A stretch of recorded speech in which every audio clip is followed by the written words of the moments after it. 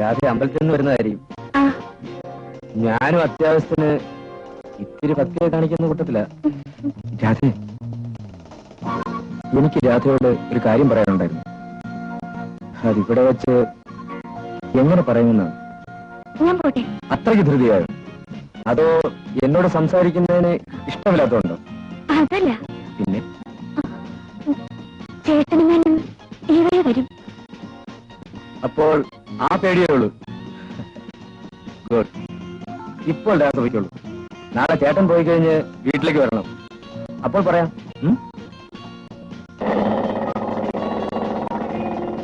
വരില്ലേ?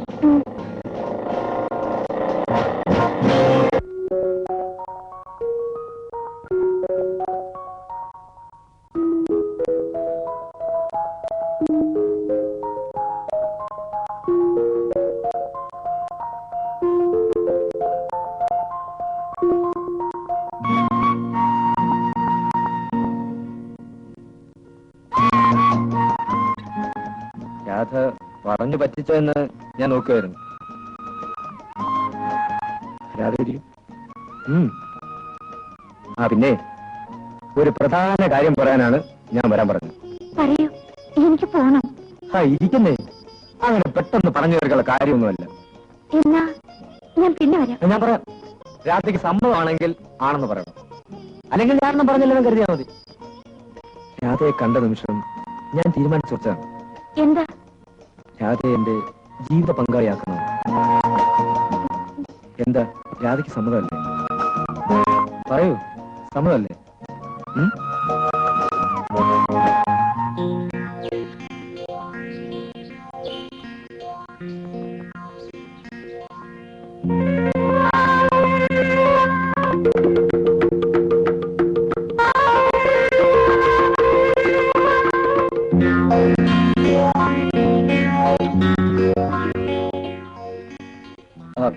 സോറി, പുറത്തു വന്ന് കുറെ നേരമായി വിളിക്കുന്നു. ആരെയും കാണാത്തോണ്ടാണ്. ആയണം തരുമോ? ഞാനിപ്പോ വരാം. രാധേ,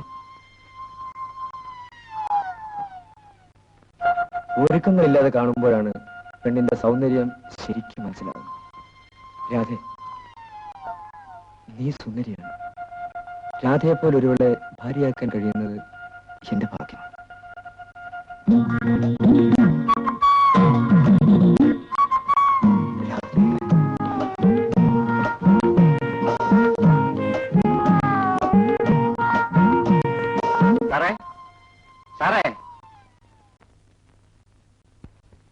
എന്താണ് എന്റെ റപ്പായി ചേട്ടാ? സാറിനൊരു കത്തുണ്ട്.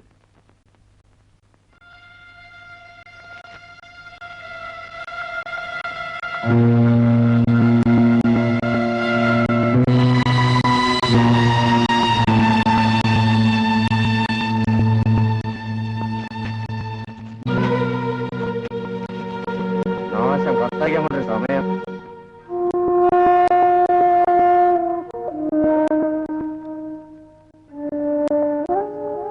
നിനക്കെന്താ, സുഖല്ലേ? ഒന്നുമില്ല, വല്ലാത്ത തലവേദന. നേരെ ഒത്തിരിയായി. ആഹാരം കഴിച്ചോ? വേണ്ട ചേട്ടാ, വിശപ്പില്ല. അയ്യേ, ചെറിയൊരു തലവേദന വെച്ച് പട്ടിണി ഇടന്നാലോ? വാ, ഞാൻ വിളമ്പിത്തരാം.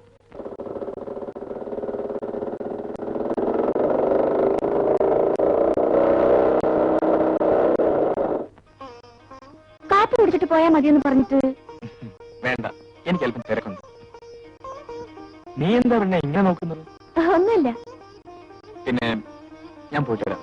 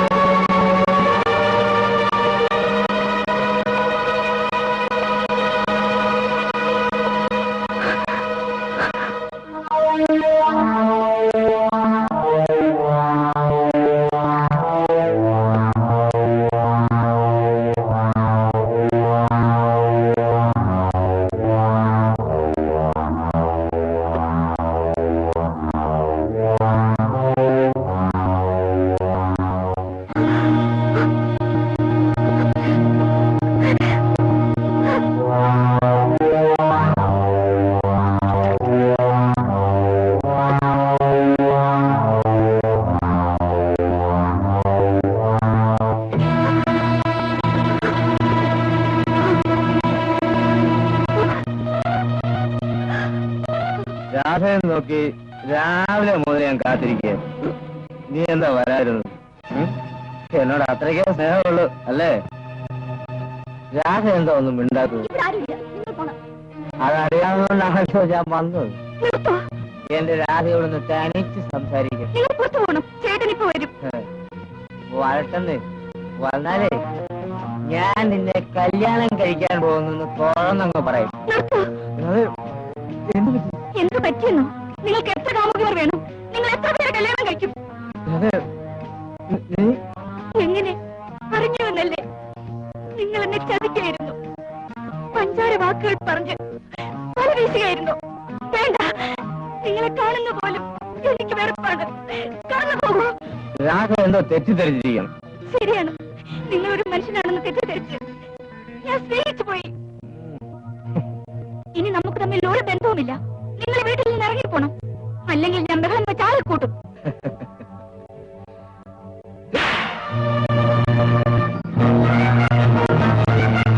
നീ അത്രയ്ക്ക് പതിവ്രതയൊന്നും ആടെ.